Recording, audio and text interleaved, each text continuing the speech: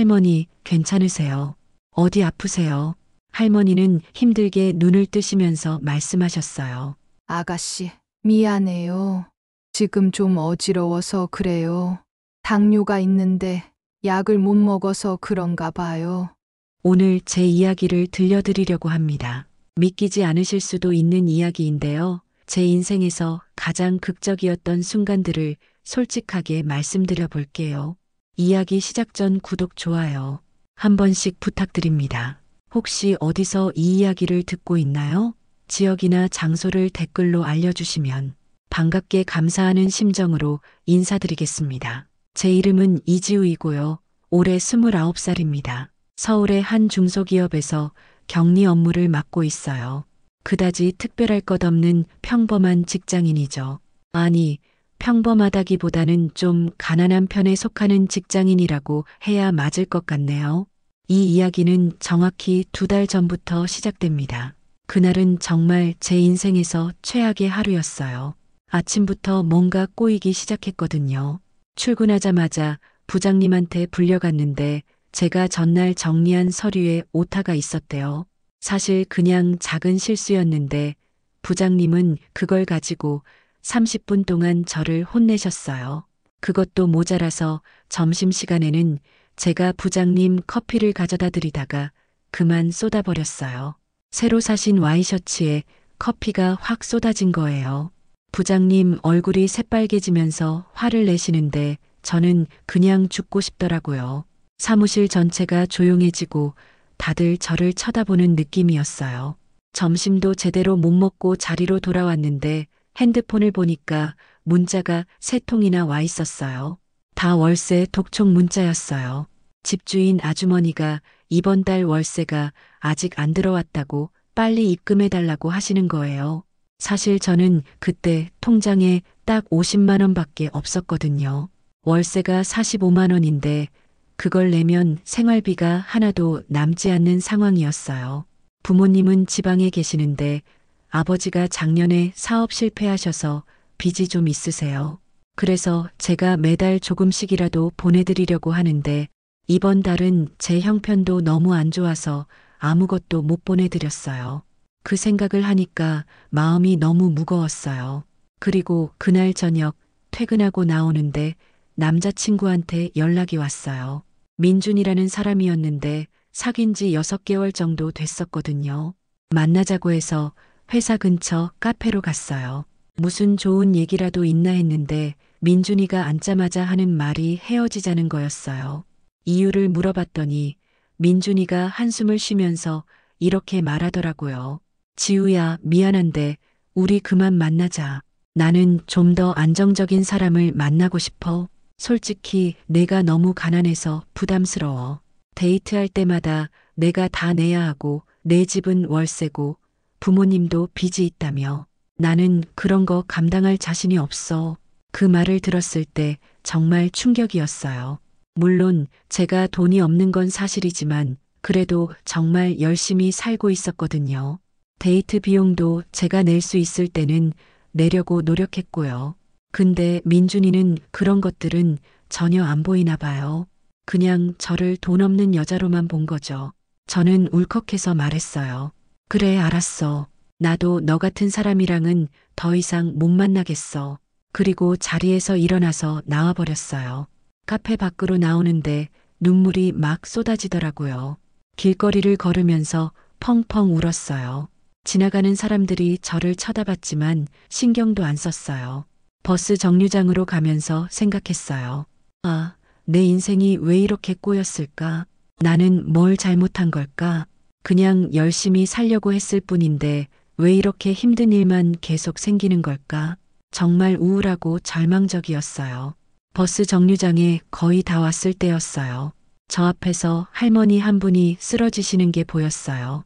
그냥 주저앉으시는 정도가 아니라 완전히 쓰러지신 거예요. 주변에 사람들이 꽤 있었는데 이상하게 아무도 도와드리지 않고 그냥 지나가는 거예요. 다들 못 본 척하고 빠르게 지나가더라고요. 저는 울면서 걷고 있었지만 그 모습을 보고 멈춰 섰어요. 아무리 제가 힘들어도 쓰러진 할머니를 그냥 지나칠 수는 없었거든요. 저는 눈물을 닦고 할머니한테 달려갔어요. 할머니한테 다가가서 여쭤봤어요. 할머니, 괜찮으세요? 어디 아프세요? 할머니는 힘들게 눈을 뜨시면서 말씀하셨어요. 아가씨, 미안해요. 지금 좀 어지러워서 그래요. 당뇨가 있는데 약을 못 먹어서 그런가 봐요. 할머니를 일으켜서 정류장 벤치에 앉혔어요. 할머니 얼굴을 보니까 정말 안색이 안 좋으셨어요. 그런데 이상한 게 할머니 옷차림은 되게 깔끔하고 품이 있어 보였어요. 그냥 평범한 할머니가 아니라 뭔가 교양 있는 분 같은 느낌이었거든요. 제가 물어봤어요. 할머니, 약 드셔야 하는 거 아니에요? 지금 당장 병원 가셔야 하는 거 아닌가요? 할머니가 한숨을 쉬시면서 말씀하셨어요. 아가씨, 사실은 그게 오늘 외출했다가 지갑을 잃어버렸어요. 핸드폰도 집에 두고 나와서 아무한테도 연락을 못하고 있어요. 병원에 가야 하는데 돈이 한 푼도 없어서 어쩔 줄을 모르겠어요. 할머니 목소리가 떨리고 있었어요. 정말 다급한 상황이신 것 같았어요. 저는 물었어요. 그럼 택시 타고 집에 가시면 안 돼요. 할머니가 고개를 저으시면서 말씀하셨어요. 집이 너무 멀어요. 여기서 경기도까지 가야 하는데 지금 몸 상태로는 택시도 못 탈 것 같아요. 그리고 정말 미안한 말인데 지금 당장 병원비가 필요해요. 약값이랑 치료비가 필요한데 50만 원 정도 필요할 것 같아요. 50만 원이라는 말을 들었을 때 제 가슴이 철렁했어요. 제 통장에 있는 돈이 정확히 50만 원이었거든요. 그 돈은 제 월세였어요. 그 돈을 내야 집주인 아주머니한테 혼나지 않고 제가 살 곳을 유지할 수 있는 돈이었어요. 그런데 할머니를 보니까 정말 위급한 상황 같았어요. 얼굴이 점점 더 창백해지시고 식은땀을 흘리고 계셨어요. 저는 머릿속으로 엄청 빠르게 생각했어요. 이 돈을 들이면 나는 어떻게 되지? 월세를 못 내면 집주인한테 쫓겨날 수도 있어. 그럼 나는 어디서 살아? 근데 이 할머니를 그냥 두면 정말 큰일 날 것 같은데. 주변을 둘러봤어요. 여전히 사람들은 지나가고 있었지만 아무도 신경 쓰지 않았어요. 119를 불러야 하나 생각도 했는데 할머니가 지갑을 잃어버렸다고 하셨잖아요. 신분증도 없고 보호자 연락처도 없는 상황에서 응급실에 가면 어떻게 되는 건지도 모르겠고요. 결국 저는 결정을 내렸어요. 제 핸드폰을 꺼내서 은행 앱을 열었어요. 그리고 할머니한테 말씀드렸어요. 할머니, 제가 도와드릴게요. 잠깐만 기다리세요. 할머니가 놀라서 저를 보시면서 말씀하셨어요. 아가씨, 그럼 안 돼요. 이게 얼마나 큰 돈인데요. 괜찮아요. 다른 방법을 찾아볼게요. 저는 고개를 저었어요. 아니에요. 괜찮아요. 지금 당장 필요하신 거잖아요. 제가 도와드릴게요. 그리고 근처 편의점으로 가서 ATM에서 50만 원을 전부 인출했어요. 제 통장 잔고가 0원이 되는 걸 보면서 가슴이 두근거렸어요. 내가 지금 뭐 하는 거지? 이게 맞는 건가? 근데 이미 선택한 거니까 후회는 하지 말자. 할머니한테 돌아와서 돈을 드렸어요. 할머니, 이거 받으세요. 병원 가셔서 치료 받으시고요. 꼭 약 드세요. 할머니가 돈을 받으시면서 눈물을 글썽이셨어요. 아가씨, 정말 고마워요. 근데 이렇게 큰 도움을 받으면 어떡해요? 아가씨 이름이랑 연락처 좀 알 수 있을까요? 나중에 꼭 갚을게요. 저는 손을 저었어요. 아니에요, 괜찮아요. 연락처는 안 알려드려도 될 것 같아요. 그냥 어려울 때 서로 돕고 사는 거잖아요. 할머니, 저는 이만 가볼게요. 꼭 병원 가세요. 그리고 저는 할머니한테서 도망치듯이 자리를 떠났어요. 왜 연락처를 안 알려드렸냐고요? 사실 그때 저는 생각했거든요. 이 돈을 다시 받을 수 있을 거라고 기대하면 안 될 것 같다고요. 할머니가 정말 지갑을 잃어버린 건지 아니면 다른 이유가 있는 건지도 모르겠고요. 그냥 제가 선택해서 준 거니까 대가를 바라면 안 된다고 생각했어요. 버스를 타고 집으로 가면서 계속 생각했어요. 나 정말 바보같이 행동한 거 아닐까? 오늘 남자친구한테 차이고 회사에서 혼나고 그런 최악의 날에 마지막 남은 돈까지 다 써버렸네. 근데 이상하게 후회는 안 됐어요. 오히려 뭔가 마음이 조금 가벼워진 느낌이었어요. 집에 도착해서 침대에 누워서 천장을 보면서 생각했어요. 내일부터 어떻게 살지? 월세는 어떻게 내지? 밥은 어떻게 먹지? 근데 그래도 오늘 할머니를 도와드린 건 잘한 일 같다. 그렇게 생각하면서 잠이 들었어요. 다음 날부터 정말 지옥 같은 나날이 시작됐어요. 월요일 아침 출근하자마자 집주인 아주머니한테 전화가 왔어요. 지우 씨, 월세 언제 입금할 거예요? 벌써 일주일이나 늦었는데요. 이번 주 안에 안 들어오면 나도 더 이상 기다려줄 수 없어요. 저는 최대한 공손하게 말씀드렸어요. 아주머니, 정말 죄송해요. 이번 주 안에 꼭 입금할게요. 조금만 더 기다려주세요. 아주머니가 한숨을 쉬면서 말씀하셨어요. 이번이 마지막이에요. 다음 주까지 안 들어오면 나갈 준비하세요. 전화를 끊고 나니까 막막했어요. 제 월급은 매달 25일에 나오거든요. 그때가 한 2주 정도 남은 상황이었어요. 그 2주를 어떻게 버티지? 통장에는 정말 한 푼도 없었어요. 카드도 한도가 거의 다 찬 상태였고요. 점심시간이 됐는데 동료들은 다 같이 밖에 나가서 점심을 먹으러 갔어요. 저는 돈이 없어서 못 간다고 하고 사무실에 혼자 남았어요. 그리고 책상 서랍에 숨겨둔 컵라면을 꺼내서 끓여 먹었어요. 회사 정수기에서 뜨거운 물을 받아다가 컵라면에 부었어요. 그게 제 점심이었어요.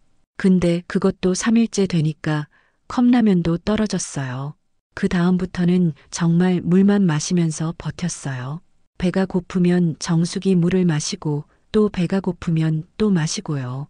커피 자판기에 공짜 믹스커피가 있어서 그걸로 배를 채우기도 했어요. 일주일쯤 지났을 때 동료들이 사무실에서 치킨 파티를 했어요. 누군가 생일이라고 치킨을 시킨 거예요. 사무실 전체가 치킨 냄새로 가득 찼어요. 저는 자리에 앉아서 서류를 보는 척하면서 그 냄새만 맡았어요. 배에서 꼬르륵 소리가 나는데 다들 들을까봐 걱정했어요. 동료 중 한 명이 저한테 물어봤어요. 지우 씨, 치킨 안 먹어요. 같이 먹어요. 저는 웃으면서 괜찮다고 했어요. 저는 다이어트 중이에요. 요즘 살을 좀 빼려고 하거든요. 그렇게 거짓말을 했어요. 사실은 돈이 없어서 집에 가서 라면이라도 끓여 먹으려고 참는 거였는데요. 그날 밤 집에 가서 냉장고를 열어봤어요. 남은 게 라면 하나, 계란 2개, 그리고 김치 조금이 전부였어요. 라면을 끓여서 계란을 넣고 먹었어요. 그게 그날의 저녁이자 아침이었어요. 다음 날 아침에는 그냥 물만 마시고 출근했어요. 회사에서는 일도 제대로 안 됐어요. 머리가 멍하고 집중이 안 됐어요. 부장님이 또 불러서 혼냈어요. 지우 씨, 요즘 일 처리가 왜 이래요? 정신 차려요. 저는 죄송하다고 하면서 고개를 숙였어요. 사실 배가 너무 고파서 제대로 일을 못하는 거였지만 그런 말은 할 수 없었어요. 이틀째 되던 날 집에 가는 버스 안에서 어지러움을 느꼈어요. 앉아 있는데도 세상이 빙빙 도는 느낌이었어요. 저혈당인가 싶었어요. 제가 원래 밥을 거르면 그런 증상이 있거든요. 그날 저녁에도 남은 라면으로 끼니를 때웠어요. 10일째쯤 됐을 때 정말 최악의 소식을 들었어요. 회사에서 구조조정을 한다는 거예요. 경영 상황이 안 좋아서 직원을 몇 명 내보내야 한다는 소문이 돌았어요. 그리고 제 이름이 1순위 명단에 있다는 얘기를 들었어요. 동료가 조용히 귀띔해줬어요. 지우 씨, 조심해요. 부장님이 지우 씨를 찍었다는 얘기가 있어요. 요즘 실수도 많이 하고 일 처리도 예전만 못하다고 생각하시나 봐요. 그 말을 듣고 정말 막막했어요.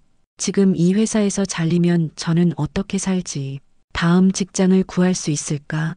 그날 밤 집에 가서 침대에 누워서 울었어요. 정말 많이 울었어요. 왜 내 인생이 이렇게 꼬이는 걸까? 50만 원을 안 줬으면 이렇게까지 힘들지는 않았을 텐데. 그 생각을 하니까 후회가 되기 시작했어요. 아니야, 그래도 할머니를 도와드린 건 잘한 일이야. 그렇게 스스로를 위로했지만 현실은 너무 가혹했어요. 월급날까지 아직 일주일이나 남았고 냉장고는 텅 비어 있고 집주인 아주머니는 계속 재촉하고 회사에서는 잘릴 위기에 처해 있고요. 13일째 되던 날 정말 힘들어서 친구한테 전화를 걸었어요. 제 친구 미영이라고 대학교 때부터 친하게 지낸 친구예요. 미영아, 나 좀 도와줄 수 있어. 10만 원만 빌려줄 수 있을까? 다음 주 월급 나오면 바로 갚을게. 근데 미영이가 미안하다고 하더라고요. 지우야, 정말 미안한데 나도 지금 여유가 없어. 이번 달에 차 할부금 내고 나니까 돈이 하나도 안 남았거든. 다음 달에는 도와줄 수 있을 것 같은데 이번 달은 정말 안 될 것 같아. 그 말을 듣고 괜찮다고 했어요. 친구도 자기 사정이 있는 거니까요. 전화를 끊고 나서 다시 울었어요. 내가 이렇게 비참할 수가 있나? 10만 원도 빌릴 곳이 없다니. 내가 뭘 잘못한 걸까? 그냥 할머니를 도와드렸을 뿐인데 왜 이렇게 벌을 받는 것 같지? 보름째 되던 날 아침이었어요. 그날도 배가 고픈 채로 출근했어요. 근데 회사 현관에 도착하니까 뭔가 분위기가 이상한 거예요. 직원들이 다 회사 앞에 모여서 뭔가를 쳐다보고 있었어요. 저도 궁금해서 가까이 가봤어요. 회사 앞 도로에 고급 벤츠 승용차가 5대나 줄지어 서 있었어요. 그냥 평범한 벤츠가 아니라 정말 최고급 모델들이었어요. 검은색으로 통일된 차들이 완벽하게 일렬로 서 있는 모습이 마치 영화 속 한 장면 같았어요. 그리고 차 옆에는 흑복을 입은 사람들이 10명 정도 서 있었어요. 다들 키가 크고 체격이 좋은 남자들이었는데 선글라스를 끼고 있어서 보디가드 같았어요. 그 모습을 보는 순간 저는 무슨 일인가 싶었어요. 옆에 있던 동료한테 물어봤어요. 저게 뭐예요? 무슨 일이에요? 동료가 눈을 크게 뜨면서 말했어요. 모르겠어요. 아침에 출근하니까 저렇게 서 있더라고요. 혹시 회장님 오시는 거 아닐까요? 아니면 무슨 VIP가 방문하시나 봐요. 저는 그냥 신기하다고 생각하면서 회사 안으로 들어갔어요. 제가 무슨 VIP를 알 리도 없고 회장님이 오시든 말든 저랑은 상관없는 일이라고 생각했거든요. 제자리로 가서 가방을 내려놓고 컴퓨터를 켰어요. 그런데 10분쯤 지나니까 사무실 전체가 술렁이기 시작했어요. 누군가 창문 쪽을 가리키면서 저기 봐요. 누가 내리고 있어요. 라고 소리쳤어요. 저도 호기심이 생겨서 창문으로 가봤어요. 첫 번째 벤츠 차문이 열리고 운전기사님이 내려서 뒷문을 열어드렸어요. 그리고 거기서 한 분이 내리시는데 60대 중반쯤 되어 보이는 여성분이었어요. 옷차림이 정말 우아하고 품이 있었어요. 진주 목걸이를 하고 계셨고 옷도 되게 고급스러워 보였어요. 그 순간 저는 심장이 멈추는 줄 알았어요. 그 여성분이 누군지 알아봤거든요. 바로 2주 전에 제가 50만 원을 드린 그 할머니였어요. 아니, 할머니라고 부르기엔 너무 우아하고 고급스러운 모습이었어요. 완전히 다른 사람 같았어요. 제 머리가 새하얘졌어요. 저분이 왜 여기 계시지? 혹시 저를 찾아오신 건가? 아니야, 그럴 리가 없어. 제가 연락처도 안 알려드렸는데 어떻게 저를 찾아? 근데 왜 하필 우리 회사 앞에 계시는 거지? 동료들이 수군거리기 시작했어요. 저분 누구래? 되게 대단한 분 같은데. 혹시 우리 회사랑 거래하시는 분인가? 아니면 회장님 아는 분이신가 봐. 저는 그 소리를 들으면서 점점 더 불안해졌어요. 그런데 더 충격적인 일이 일어났어요. 그분이 회사 건물 안으로 들어오시는 거예요. 보디가드들이 앞뒤로 호위하면서 같이 들어왔어요. 1층 로비가 완전히 긴장 상태가 됐어요. 경비 아저씨들도 허둥대고 프런트 데스크 직원들도 어쩔 줄 몰라 하고요. 저는 제 자리로 돌아와서 앉았어요. 손이 떨렸어요. 설마 저를 찾으러 온 건 아니겠지. 그냥 다른 일 때문에 오신 거겠지. 그렇게 스스로를 진정시켰어요. 그런데 5분쯤 지났을 때 인사과 김 과장님이 저한테 오시더라고요. 얼굴이 굉장히 긴장한 표정이었어요. 지우 씨, 지금 바로 회의실로 와줄 수 있어요. 급한 일이 생겼어요. 저는 무슨 일인지 몰라서 따라갔어요. 혹시 구조조정 때문에 불러서 잘린다는 통보를 하려는 건가 싶었어요. 가슴이 두근거렸어요. 회의실 문을 열었는데 거기에 그분이 앉아 계신 거예요. 바로 그 할머니가요. 저는 그 자리에서 얼어붙었어요. 어떻게 저를 찾으신 거죠? 할머니가 저를 보시더니 환하게 웃으시면서 말씀하셨어요. 아가씨, 드디어 찾았네요. 2주 동안 당신을 찾느라 정말 고생했어요. 김 과장님이 옆에서 말했어요. 지우 씨, 이분이 지우 씨를 찾고 계셨대요. 무슨 일이 있었던 거예요? 저는 어떻게 말을 해야 할지 몰라서 더듬거렸어요. 그게 2주 전에 제가 우연히 이분을 도와드린 적이 있어서요. 할머니가 고개를 끄덕이시면서 말씀하셨어요. 이 아가씨가 저를 도와줬어요.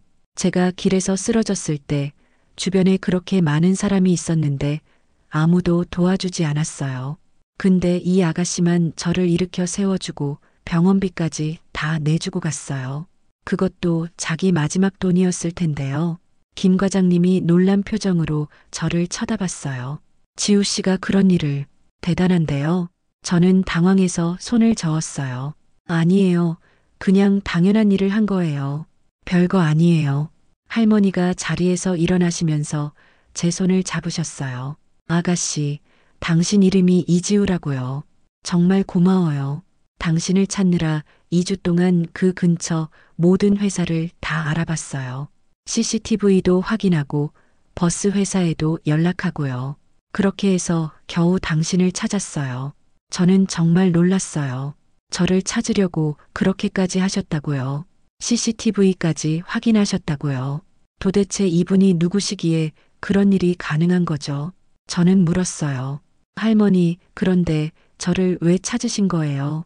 혹시 그 돈 돌려드리려고 오신 건가요? 할머니가 웃으시면서 말씀하셨어요. 물론 돈도 갚으려고 왔죠. 근데 그것보다 더 중요한 이유가 있어요. 아가씨, 우리 며느리가 되어줄 수 있어요. 그 말을 듣는 순간 저는 귀를 의심했어요. 며느리요. 무슨 말씀이세요? 저는 할머니를 그냥 도와드린 것뿐인데요. 할머니가 진지한 표정으로 말씀하셨어요. 저는 박은혜라고 합니다. 그리고 제 남편은 태산그룹 회장이에요. 태산그룹이요.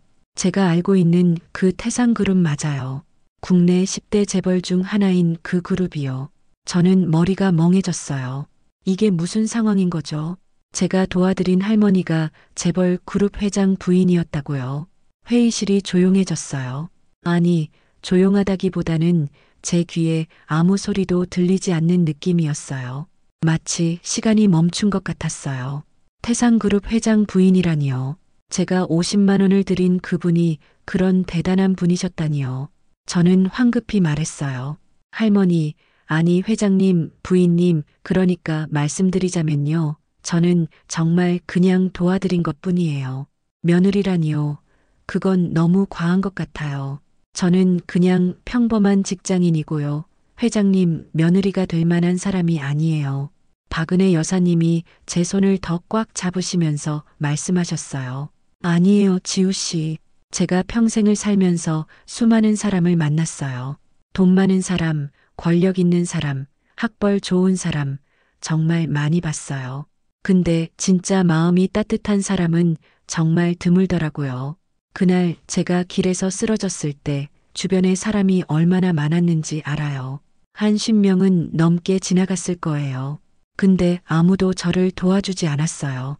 다들 못 본 척하고 지나갔어요. 심지어 핸드폰 꺼내서 사진 찍는 사람도 있었어요. 그런데 당신은 달랐어요. 당신도 울고 있었잖아요. 분명히 힘든 일이 있었을 텐데 그래도 저를 일으켜 세워줬어요. 그것도 자기 마지막 돈을 주면서요. 그게 얼마나 대단한 일인지 알아요. 저는 고개를 저었어요. 아니에요. 그건 정말 당연한 거예요. 누구라도 그랬을 거예요. 박 여사님이 씁쓸하게 웃으시면서 말씀하셨어요. 아니에요. 아무나 그러지 않아요. 요즘 세상에 그렇게 하는 사람 정말 드물어요. 저는 제가 그날 왜 그랬는지 말씀드렸어요. 사실 그날 저는 정말 최악의 하루를 보내고 있었어요. 회사에서 혼나고 남자친구한테 차이고 돈도 없고요. 근데 할머니를 보는 순간 내가 아무리 힘들어도 다른 사람을 외면할 수는 없다고 생각했어요. 그래서 도와드린 거예요. 박 여사님 눈에 눈물이 고이셨어요. 그렇게 힘든 상황에서도 남을 도울 생각을 했다는 게 정말 대단한 거예요. 지우 씨, 저는 우리 아들한테 그런 며느리가 필요해요. 돈이나 학벌보다 마음이 따뜻한 사람이요. 저는 정말 황당했어요. 근데 저는 아드님을 본 적도 없는데요. 그리고 저 같은 사람이 재벌가의 며느리로 들어간다는 게 말이 돼요. 저는 가난하고 부모님도 빚이 있고요. 집도 월세고요. 저는 정말 안 어울려요. 박 여사님이 고개를 저으셨어요. 그런 건 중요하지 않아요. 제가 원하는 건 진실한 마음을 가진 사람이에요. 우리 아들도 그런 사람을 만나야 행복할 수 있어요.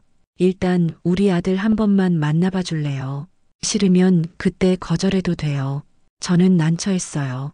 거절하고 싶었지만 이렇게 간곡하게 부탁하시는데 어떻게 거절을 해요? 그리고 사실 궁금하기도 했어요. 태상그룹 회장님 아들은 어떤 사람일까? 그때 김 과장님이 조심스럽게 말했어요. 지우 씨, 일단 만나보기만이라도 하는 게 어때요?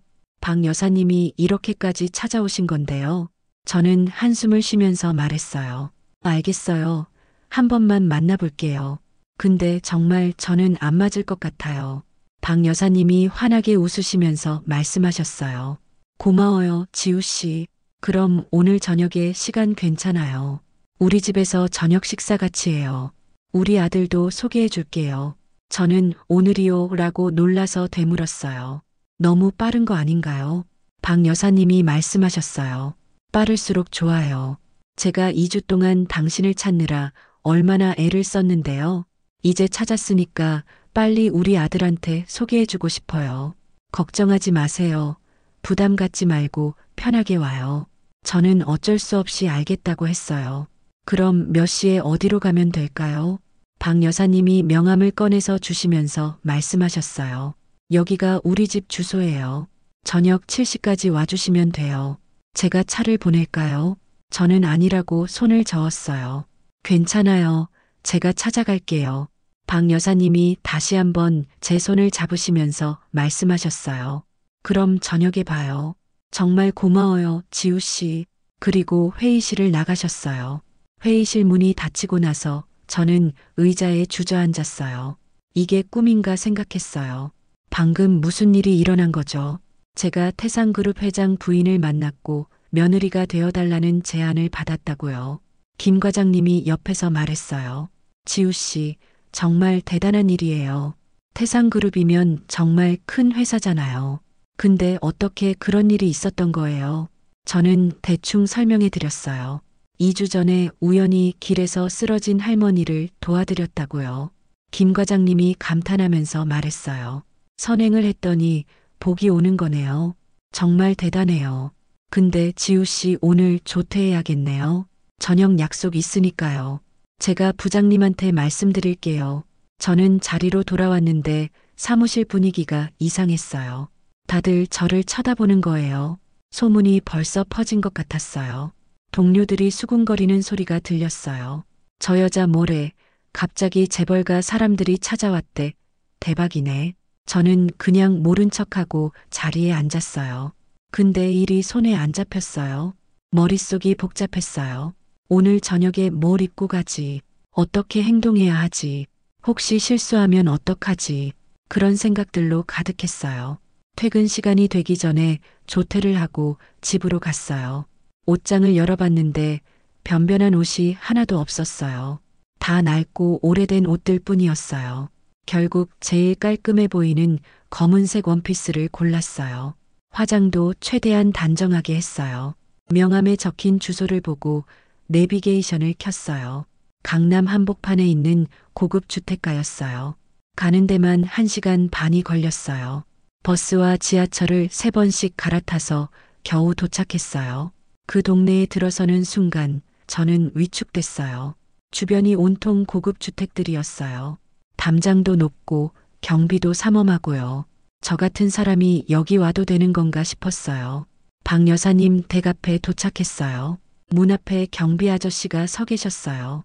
저는 떨리는 목소리로 말했어요. 저 박은혜 여사님이 저를 초대하셔서요.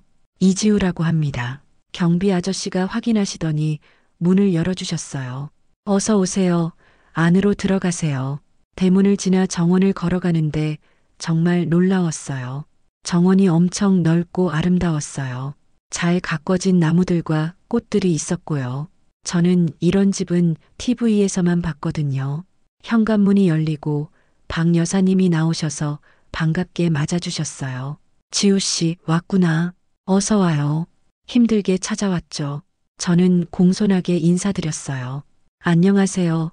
초대해 주셔서 감사합니다. 안으로 들어가니까 집 내부가 정말 화려했어요. 샹들리에도 있고 대리석 바닥에 고급스러운 가구들이 있었어요. 저는 조심스럽게 걸었어요. 혹시 뭘 깨뜨리면 어떡하지 하는 생각이에요. 거실로 안내받았는데 거기에 한 분이 더 계셨어요. 70대쯤 되어 보이는 남성분이었는데 카리스마가 엄청났어요. 박 여사님이 소개해 주셨어요. 여기는 제 남편이에요. 태상그룹 회장 강철수예요. 강 회장님이 일어나서 저한테 인사하셨어요. 반갑습니다, 지우 씨. 제 아내한테 얘기 많이 들었어요. 정말 고마워요. 저는 너무 떨려서 제대로 인사도 못했어요. 안녕하세요, 회장님. 과분한 대접 받아서 황송합니다. 강 회장님이 웃으시면서 말씀하셨어요. 황송할 것 없어요. 우리 집사람을 도와줬다면서요. 그것도 자기 마지막 돈을 다 써가면서요. 그런 마음을 가진 젊은이가 요즘 시대에 얼마나 드문데요. 저는 당황해서 말했어요. 아니에요. 그냥 당연한 일을 한 거예요. 강 회장님이 고개를 저으셨어요. 당연한 일이 아니에요. 요즘 사람들은 남일에 관심도 없어요. 당신은 특별한 사람이에요. 그때 계단에서 발소리가 들렸어요. 누가 내려오고 있었어요. 박 여사님이 말씀하셨어요. 아, 우리 아들 오네요. 지우 씨한테 소개해 줄게요. 저는 긴장하면서 그쪽을 봤어요. 그런데 계단에서 내려오는 사람을 보는 순간 저는 심장이 멈추는 줄 알았어요. 그 사람이 누군지 알아봤거든요. 바로 제 전 남자친구 민준이었어요. 저는 그 자리에 얼어붙었어요. 민준이도 저를 보고 깜짝 놀란 표정이었어요. 우리 둘 다 말을 못하고 서로를 쳐다만 봤어요. 이게 무슨 상황인 거죠? 제 전 남자친구가 태상그룹 회장님 아들이었다고요. 박 여사님이 모르시고 밝게 말씀하셨어요. 민준아, 여기 와봐. 엄마가 소개해주고 싶은 사람이 있어. 이분이 이지우 씨라고 엄마를 도와준 정말 착한 아가씨예요. 민준이가 천천히 다가왔어요. 얼굴이 창백했어요. 그리고 떨리는 목소리로 말했어요. 지우야. 저는 화가 치밀어 올랐어요. 2주 전에 저를 차버린 사람이 지금 제 앞에 서 있는 거예요. 그것도 재벌 2세로요. 강 회장님이 의아하게 물으셨어요. 민준아, 너희 둘이 아는 사이니? 민준이가 대답을 못하고 머뭇거렸어요. 저는 참을 수가 없어서 말했어요. 네, 저희 아는 사이예요. 아니, 알았던 사이라고 해야 맞겠네요. 박 여사님이 놀라서 물으셨어요. 어머, 그래요. 어떻게 아는 사이예요? 저는 냉정하게 말했어요. 2주 전까지 사귀던 사이였어요. 그런데 이 사람이 저한테 헤어지자고 했어요. 제가 너무 가난해서 부담스럽다면서요. 그 말을 듣고 거실이 조용해졌어요. 박 여사님과 강 회장님이 서로를 쳐다봤어요. 민준이는 고개를 숙이고 있었어요. 저는 계속 말했어요. 그날 저한테 한 말 기억나세요? 나는 좀 더 안정적인 사람을 만나고 싶어. 내가 너무 가난해서 부담스러워. 부모님도 빚이 있다며. 그렇게 말하고 차버렸잖아요. 민준이가 고개를 들더니 제 눈을 봤어요. 눈이 빨갛게 충혈되어 있었어요. 지우야, 미안해. 정말 미안해. 그때 내가 정말 잘못했어. 그 말을 들었을 때 저는 비웃었어요. 미안하다고요. 지금 미안하다고 하면 다 용서가 돼요. 박 여사님이 조용히 말씀하셨어요. 민준아, 설명 좀 해봐. 도대체 무슨 일이 있었던 거니? 민준이가 깊게 한숨을 쉬었어요. 그리고 말하기 시작했어요. 엄마, 사실은요. 제가 지우를 만났을 때 제 신분을 숨겼어요. 그냥 평범한 회사원이라고 했어요. 재벌 2세라는 걸 알리면 사람들이 저를 돈으로만 보니까요. 진짜 저를 좋아하는 사람을 만나고 싶었어요. 지우는 정말 순수한 사람이었어요. 저를 있는 그대로 좋아해줬어요. 근데 엄마가 저한테 계속 말씀하셨잖아요. 내 며느리감을 테스트해봐야 한다고. 그 사람이 진짜 마음이 착한 사람인지 아니면 돈을 보고 접근하는 사람인지 확인하라고요. 저는 그 말을 들으면서 점점 화가 났어요. 테스트요. 저를 테스트했다고요. 민준이가 계속 말했어요. 그래서 엄마 말씀대로 했어요. 가난한 척하면서 지우 옆에 있었고요. 그리고 2주 전에 일부러 헤어지자고 했어요. 지우가 너무 가난해서 부담스럽다고 거짓말을 한 거예요. 박 여사님이 끼어들어 말씀하셨어요. 맞아요, 지우 씨. 사실은 제가 시킨 거예요. 우리 민준이가 그동안 만난 여자들이 다 돈을 보고 접근했거든요. 그래서 이번에는 확실하게 테스트하고 싶었어요. 제가 길에서 쓰러진 것도 사실 연극이었어요. 일부러 그 근처에서 곤란한 상황을 만들어서 지나가는 사람들 중에 누가 저를 도와주는지 보려고 했어요. 그런데 당신이 도와줬어요. 그것도 자기 마지막 돈을 다 쓰면서요. 저는 믿을 수가 없었어요. 연극이었다고요. 저를 시험했다고요. 제가 얼마나 힘들었는지 아세요. 그 50만 원 때문에 2주 동안 제대로 밥도 못 먹고 집에서 쫓겨날 뻔하고 회사에서 잘릴 뻔했는데요. 저는 울컥해서 소리쳤어요. 그게 사람 할 짓이에요. 저를 뭐라고 생각하는 거예요. 실험용 쥐예요. 테스트 대상이에요. 제 인생이 얼마나 힘들었는지 아세요. 그런 와중에 마지막 돈까지 드렸는데 그게 다 연극이었다고요. 민준이가 다가오려고 했어요. 지우야, 진짜 미안해. 나도 그게 너무 미안해서 2주 동안 미쳐버릴 것 같았어. 너를 차버리고 나서 너무 후회했어. 매일 너한테 전화하고 싶었어. 근데 엄마가 참으라고 했어. 테스트가 끝날 때까지요. 저는 민준이한테서 물러섰어요. 가까이 오지 마세요. 저는 이제 당신한테 아무 감정도 없어요. 다시는 보고 싶지 않아요. 박 여사님이 말씀하셨어요. 지우 씨, 진정해요. 우리가 잘못했어요. 미안해요. 근데 당신이 진짜 착한 사람이라는 걸 확인했잖아요. 이제 우리 며느리가 되어줘요. 저는 비웃었어요. 며느리요. 저를 이렇게 속인 집안에 며느리로 들어가라고요. 절대 안 돼요. 저는 이런 식으로 사람을 대하는 집안이랑은 절대 엮이고 싶지 않아요. 강 회장님이 처음으로 말씀하셨어요. 지우 씨, 우리가 방법이 잘못됐어요.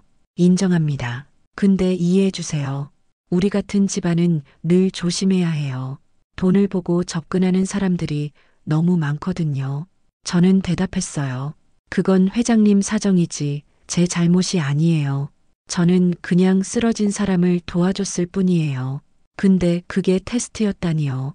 제 진심이 이렇게 이용당할 줄은 몰랐어요. 민준이가 다시 말했어요. 지우야, 제발 한 번만 기회를 줘.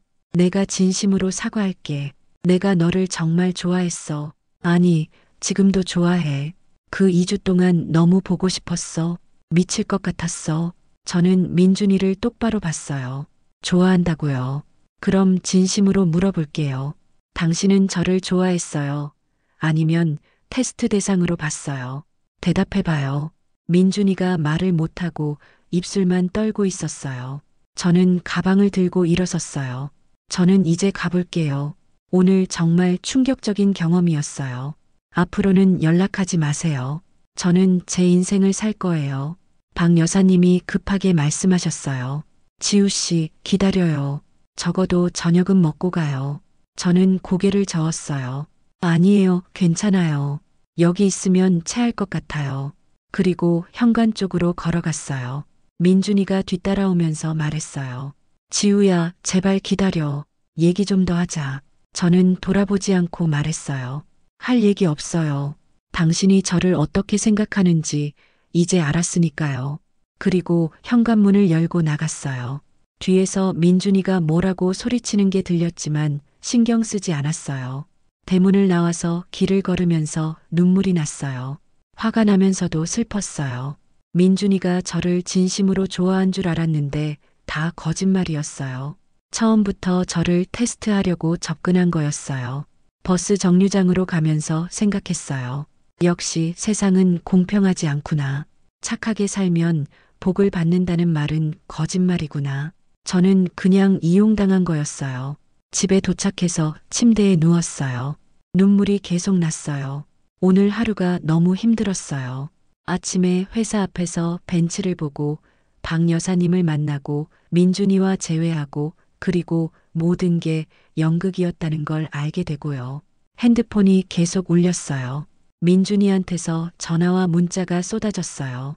지우야, 제발 받아. 얘기 좀 하자. 미안해. 정말 미안해. 한 번만 기회를 줘. 저는 다 무시했어요. 더 이상 그 사람 목소리를 듣고 싶지 않았어요. 다음 날 출근했는데 회사 분위기가 이상했어요. 다들 저를 쳐다보면서 수군거렸어요. 소문이 더 퍼진 것 같았어요. 점심시간에 동료 한 명이 조심스럽게 물어봤어요. 지우 씨, 어제 태상그룹 회장님 댁에 다녀왔다며요. 어땠어요? 저는 대충 얼버무렸어요. 그냥 갔다 왔어요. 별일 아니에요. 동료가 눈을 빛내면서 물었어요. 진짜요? 그럼 회장님 아드님도 만났어요. 되게 잘생겼다던데요? 저는 짧게 대답했어요. 네, 만났어요. 근데 별로예요. 오후에 갑자기 회사 로비가 또 술렁거렸어요. 누가 왔다는 거예요. 저는 무슨 일인가 싶어서 창문으로 내다봤어요. 민준이가 회사 앞에 서 있었어요. 정장을 차려입고 손에는 큰 꽃다발을 들고 있었어요. 제 심장이 쿵 떨어졌어요. 저 사람이 왜 여기 온 거야? 민준이가 회사 안으로 들어오려고 하는데 경비 아저씨가 막았어요. 어디 소속이신지 말씀해 주세요. 민준이가 말했어요. 저는 태상그룹 강민준이라고 합니다. 이지우 씨를 만나러 왔어요.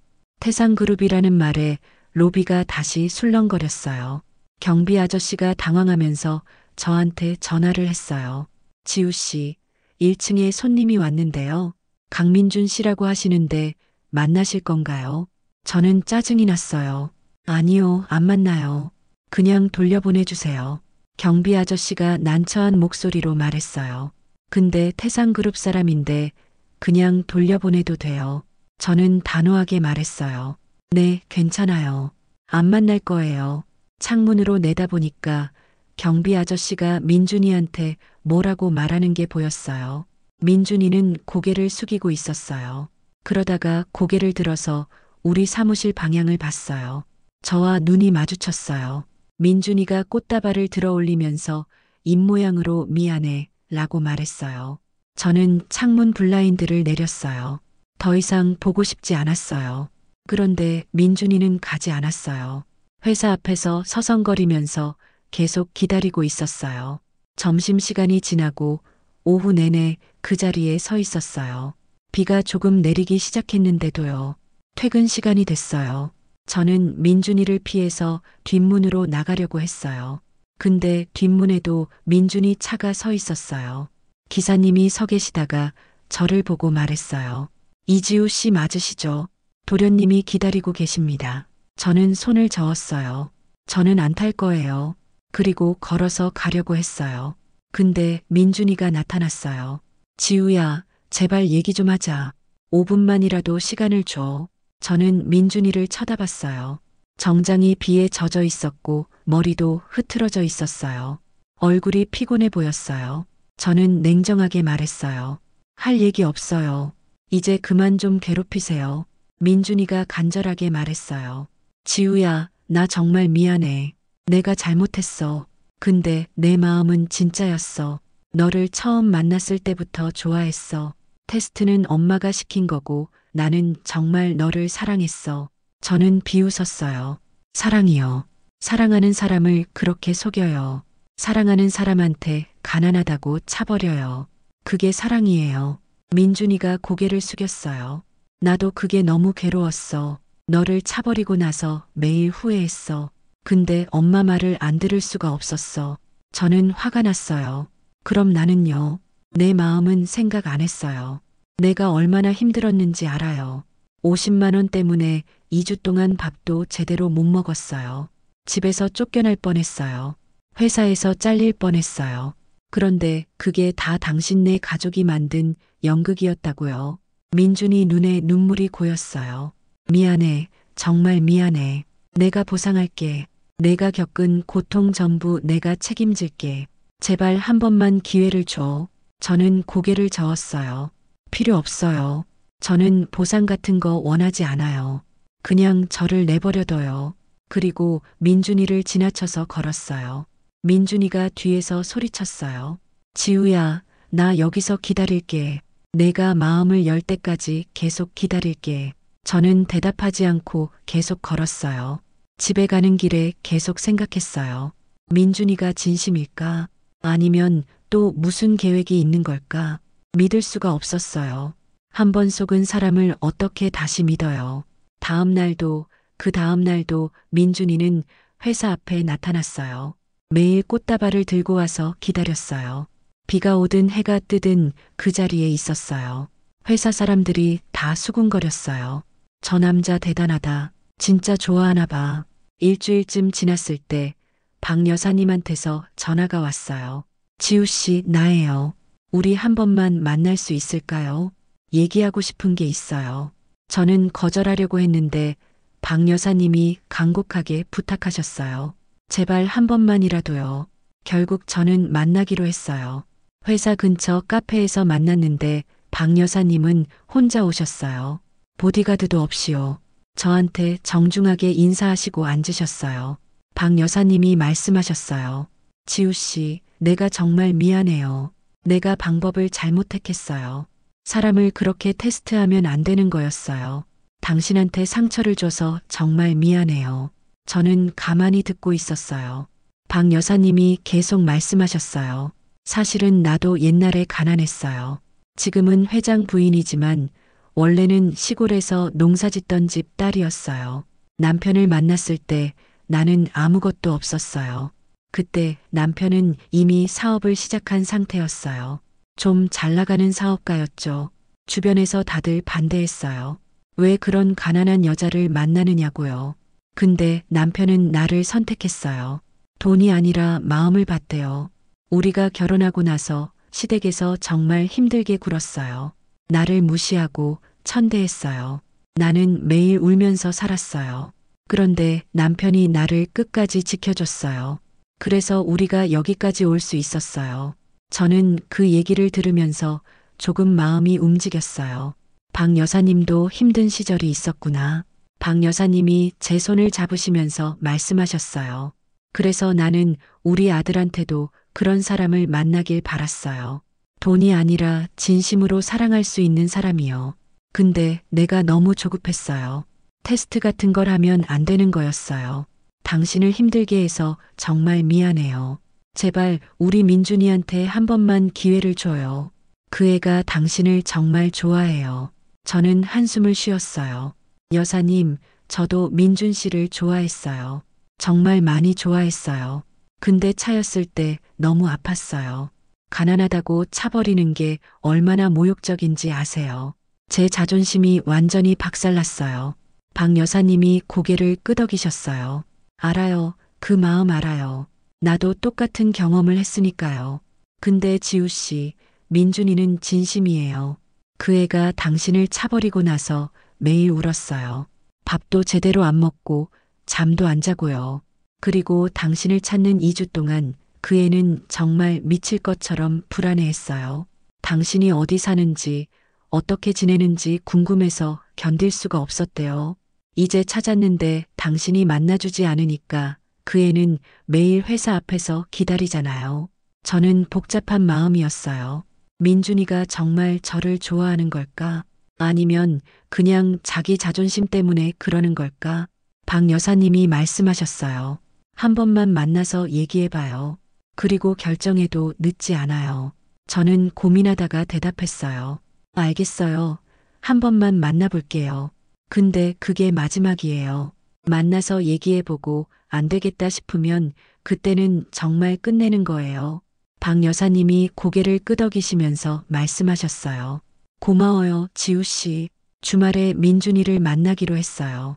장소는 한강공원이었어요. 민준이가 제안한 곳이었는데 사람들 눈을 피할 수 있는 조용한 곳이 좋겠다고 했어요. 약속 시간에 나갔는데 민준이가 이미 와 있었어요. 벤치에 앉아서 한강을 바라보고 있었어요. 제가 다가가자 민준이가 벌떡 일어났어요. 지우야, 왔구나. 고마워. 만나줘서 정말 고마워. 저는 민준이 맞은편에 앉았어요. 그리고 말했어요. 할 얘기 있으면 해요. 저도 궁금한 게 있어요. 민준이가 심호흡을 하고 말하기 시작했어요. 지우야, 먼저 진심으로 사과할게. 내가 너를 속였어. 재벌 2세라는 걸 숨겼고 일부러 가난하다고 차버렸어. 그게 다 엄마가 시킨 테스트였다는 것도 이제 알잖아. 근데 내 마음만큼은 진짜였어. 처음 너를 만났을 때부터 좋아했어. 내가 웃을 때, 진지하게 일할 때, 사소한 것에 감동할 때, 그 모든 모습이 좋았어. 너는 내가 누군지 모르고 날 대했잖아. 그게 너무 좋았어. 다른 여자들은 내가 태상그룹 후계자라는 걸 알면 태도가 달라졌어. 갑자기 친절해지고 관심을 보이고 과하게 잘해줬어. 근데 너는 달랐어. 그냥 평범한 강민준이로 날 봐줬어. 저는 민준이 얘기를 들으면서 복잡한 마음이었어요. 이해는 가요. 재벌이면 그런 어려움이 있겠죠. 근데 그래도 제가 받은 상처는 너무 컸어요. 저는 물었어요. 그래서요. 그게 저를 속여도 되는 이유가 돼요. 저한테 상처를 줘도 되는 이유가 돼요. 민준이가 고개를 저었어요. 아니, 전혀 아니야. 나도 그걸 알아. 내가 잘못했어. 근데 지우야, 나는 그 2주 동안 정말 지옥 같았어. 너를 차버리고 나서 매일 후회했어. 너한테 전화하고 싶었어. 달려가서 사과하고 싶었어. 근데 엄마가 참으래. 테스트가 끝날 때까지 기다리래. 너를 찾으면 그때 진실을 다 말하고 사과하래. 나는 미칠 것 같았어. 내가 지금 어떻게 지내는지, 밥은 먹고 다니는지, 혹시 많이 힘든 건 아닌지 그런 생각만 했어. 저는 냉정하게 말했어요. 힘들었죠. 엄청 힘들었어요. 50만 원 때문에 2주 동안 제대로 밥도 못 먹고 물만 마시면서 버텼어요. 집주인한테는 쫓겨날 뻔했고 회사에서는 잘릴 위기였어요. 그게 다 당신네 가족이 만든 상황이었어요. 민준이 얼굴이 일그러졌어요. 미안해. 정말 미안해. 그걸 나중에 엄마한테 듣고 너무 충격받았어. 내가 너한테 그런 고통을 줬다는 게 믿기지 않았어. 나는 너를 지켜줘야 하는 사람인데 오히려 상처를 준 거잖아. 저는 한숨을 쉬었어요. 그래서 이제 어쩌자고요. 사과받았으니까 다시 만나자고요. 그럴 수 있을 것 같아요. 민준이가 제 눈을 똑바로 봤어요. 지우야, 나는 진심이야. 너를 정말 사랑해. 다시 시작하고 싶어. 이번에는 비밀 없이 갈게. 내가 누군지 다 알려줄게. 우리 집안 얘기도 내 상황도 전부 다요. 그리고 너한테 더 이상 상처 주지 않을게. 평생 너를 지킬게. 저는 민준이 얘기를 들으면서 마음이 흔들렸어요. 솔직히 민준이가 밉지만은 않았거든요. 여전히 마음 한구석에는 좋아하는 감정이 남아 있었어요. 근데 또 한편으로는 무서웠어요. 다시 믿었다가 또 배신당하면 어떡하지? 저는 말했어요. 민준 씨, 저도 아직 당신에 대한 감정이 남아 있어요. 근데 지금 당장은 못 믿겠어요. 한번 깨진 신뢰를 회복하는 게 쉽지 않아요. 민준이가 고개를 끄덕였어요. 알아, 당연하지. 나도 그걸 이해해. 그래서 제안이 있어. 우리 다시 처음부터 시작하자. 서로 알아가는 시간을 갖자고. 나는 기다릴게. 내가 나를 다시 믿을 수 있을 때까지요. 1년이 걸리든 2년이 걸리든 나는 기다릴게. 저는 그 말을 듣고 생각했어요. 진짜 기다릴 수 있을까? 말은 쉽지만 실천하기는 어려운 거잖아요. 저는 물었어요. 그렇게 기다릴 수 있어요. 제가 마음을 안 열면 어떡할 거예요? 민준이가 웃었어요. 그래도 기다릴 거야. 나는 너 아니면 안 돼. 내가 만난 여자 중에 너 같은 사람 없었어. 너는 특별해. 그래서 놓치고 싶지 않아. 저는 조건을 제시했어요. 알겠어요. 그럼 제 조건을 들어줘야 해요. 첫째, 3년 동안은 그냥 친구로 지내요. 결혼 얘기는 그 이후에 해요. 둘째, 저는 제 일을 계속할 거예요. 회사도 그만두지 않을 거예요. 셋째, 저를 경제적으로 지원하려고 하지 마세요. 제가 스스로 해결할게요. 민준이가 놀란 표정으로 물었어요. 경제적 지원을 받지 않겠다고. 근데 지우야, 너 지금 힘든 거 나도 아는데 왜 도움을 안 받으려고 해? 저는 단호하게 말했어요. 그게 제 자존심이에요. 저는 당신네 집안 돈 때문에 만나는 거 아니에요. 제가 제 힘으로 살 수 있다는 걸 증명하고 싶어요. 민준이가 한참 생각하다가 말했어요. 알았어. 내 조건 다 들어줄게. 근데 하나만 부탁할게. 50만 원만은 돌려줄게. 그건 엄마가 빌린 돈이니까 갚아야 해. 나머지는 내가 알아서 해. 나는 지켜만 볼게. 저는 고개를 끄덕였어요. 50만 원은 받을게요. 제 돈이니까요. 그리고 월세 내고 제대로 밥 먹고 살게요. 민준이가 웃으면서 말했어요. 그래, 그렇게 해. 그리고 가끔 나한테 연락해줘. 우리 친구부터 시작하자고 했으니까. 그날 이후로 민준이와 저는 정말 친구처럼 지냈어요.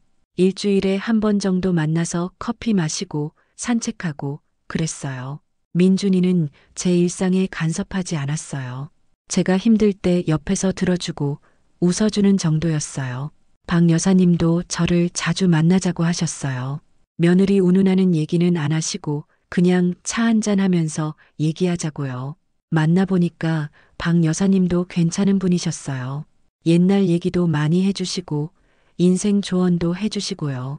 6개월쯤 지났을 때 저는 회사에서 승진했어요. 대리로 올라간 거예요. 월급도 올랐고 일도 더 재미있어졌어요. 제 실력을 인정받은 것 같아서 뿌듯했어요. 민준이한테 그 소식을 전했더니 민준이가 너무 좋아했어요. 축하해, 지우야. 내가 열심히 한 결과야. 정말 자랑스러워. 우리 저녁 사줄게.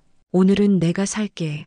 1년쯤 지났을 때 저는 민준이에 대한 마음이 많이 변했어요.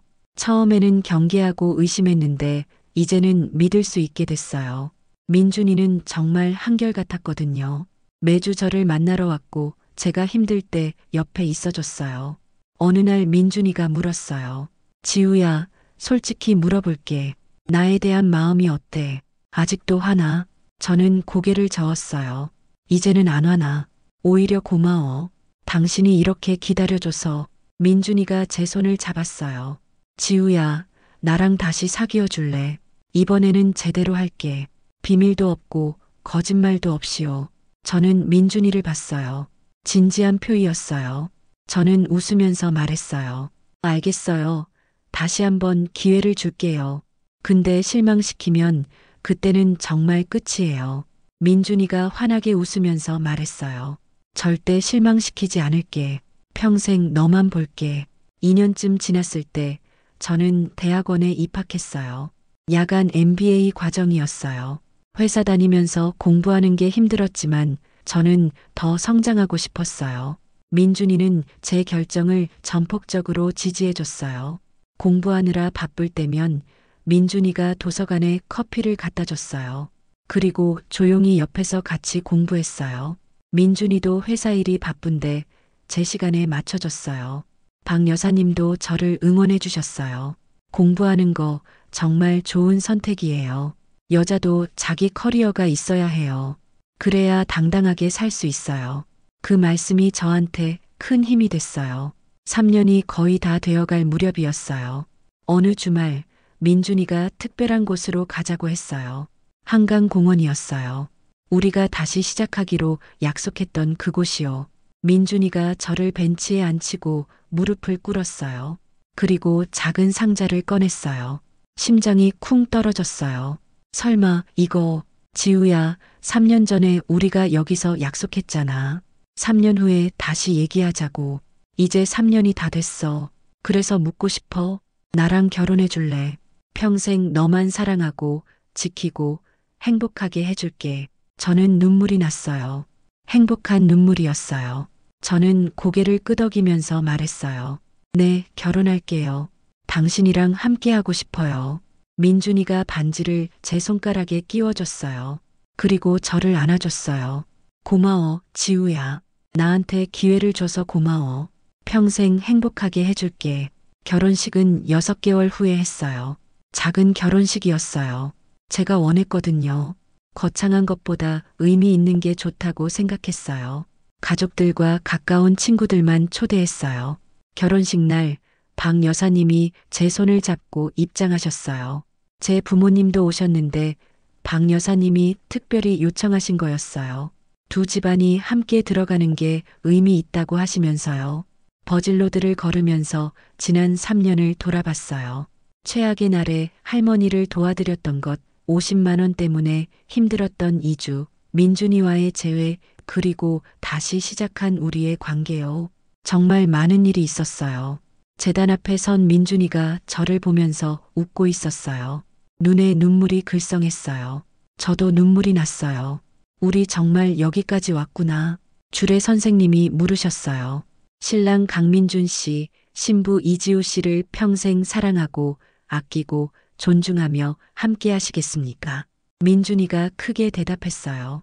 네, 그렇게 하겠습니다. 신부 이지우 씨, 신랑 강민준 씨를 평생 사랑하고 아끼고 존중하며 함께 하시겠습니까? 저도 크게 대답했어요. 네, 그렇게 하겠습니다. 결혼식이 끝나고 피로 연장에서 박 여사님이 축사를 하셨어요. 오늘 이 자리에 와주신 모든 분들께 감사드립니다. 제 며느리 지우를 소개하게 되어 정말 기쁩니다. 3년 전 제가 길에서 쓰러졌을 때 지우가 저를 도와줬습니다. 자기 마지막 돈을 다 주면서 저를 도와줬습니다.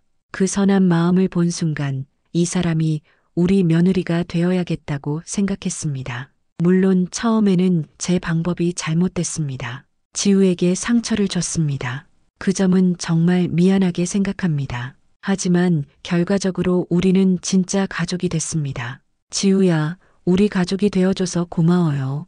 박수가 터졌어요. 저는 감동해서 울었어요. 민준이가 제 손을 꼭 잡아줬어요. 피로연이 끝나고 민준이와 둘이 있을 때 얘기했어요. 여보, 우리 정말 여기까지 왔네. 믿기지 않아. 민준이가 웃으면서 말했어요. 그러게, 그날 내가 엄마를 도와주지 않았으면 우리는 못 만났을지도 몰라. 운명이었나 봐. 저는 고개를 끄덕였어요. 맞아, 운명이었나 봐. 힘들었지만 결국 좋은 결과가 왔잖아. 민준이가 제 이마에 키스했어요. 앞으로 평생 행복하게 살자. 나는 너를 절대 놓지 않을 거야. 1년 후 저는 MBA를 졸업했어요. 그리고 태산그룹의 계열사에 임원으로 입사했어요. 제 실력으로 들어간 거였어요. 민준이는 본사에서 일하고 저는 계열사에서 일했어요. 박 여사님은 자주 저를 만나러 오셨어요. 이제는 정말 친엄마처럼 챙겨주셨어요. 지우야, 일 너무 무리하지 마. 건강이 제일 중요해. 저는 괜찮다고 하면서도 박 여사님의 걱정이 고마웠어요. 2년 후 저는 아이를 가졌어요. 딸이었어요. 이름은 강서연이라고 지었어요. 서로를 이어준다는 의미로요. 민준이는 딸바보가 됐어요. 매일 퇴근하면 아이부터 찾았어요. 박 여사님은 손녀를 너무 예뻐하셨어요. 매일 우리 집에 오셔서 아이를 봐주셨어요. 지우야, 너는 일해. 내가 서연이 볼게. 저는 감사했어요. 일과 육아를 병행할 수 있게 도와주셔서요. 지금 저는 정말 행복합니다. 좋은 남편, 사랑스러운 딸, 따뜻한 가족이 있어요. 3년 전만 해도 상상도 못했던 삶이에요. 가끔 생각해요. 그날 할머니를 그냥 지나쳤으면 어땠을까? 50만 원이 아까워서 외면했으면 어땠을까? 그랬다면 지금의 이 행복은 없었겠죠. 선한 행동은 결국 나에게 돌아온다는 걸 배웠어요. 당장은 힘들고 후회스러울 수 있어요. 근데 결국에는 좋은 결과가 온다는 걸 믿어요. 여러분, 제 이야기를 들어주셔서 감사합니다. 누군가 도움이 필요할 때 외면하지 마세요. 여러분의 작은 선행이 누군가의 인생을 바꿀 수 있어요. 그리고 그 선행은 결국 여러분에게도 돌아올 거예요. 저는 그걸 믿어요. 그리고 그렇게 살려고 노력해요. 이제 저도 누군가를 도울 수 있는 위치가 됐으니까요. 박 여사님처럼 저도 다른 사람들에게 희망을 주는 사람이 되고 싶어요. 오늘 제 사연을 들어주셔서 정말 감사합니다. 여러분 모두 행복하시길 바랍니다. 이지우였습니다.